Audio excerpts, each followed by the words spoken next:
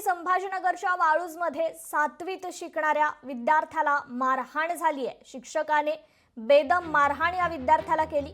मारहाणीच्या घटनेनंतर मात्र पालकांमध्ये आता भीतीचं वातावरण आहे। राज्य सरकारने याची तात्काळ दखल घ्यावी अशी मागणी बहुजन विकास आघाडीने केलेली आहे।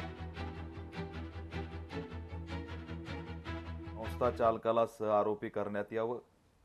राजश्री विद्यालय वाळूज या विद्यालयाची संस्थेची तात्काळ मान्यता रद्द करावी। आरटी अंतर्गत शिक्षण घेणाऱ्या सर्व विद्यार्थ्यांना त्यांचं मनोबल वाढवण्यासाठी त्यांचं समुपदेशन करण्यात यावं। त्यांच्याकडे तुच्छतेने आणि द्वेषाने बघण्याची जी भावना आहे आणि त्या माध्यमातून झालेला हा जो काही हल्ला आहे हा एक संस्थात्मक हल्ला आहे। तातडीने जर याच्यात कठोर कारवाई झाली नाही तर राज्यभर आंदोलन केल्याशिवाय राहणार नाही।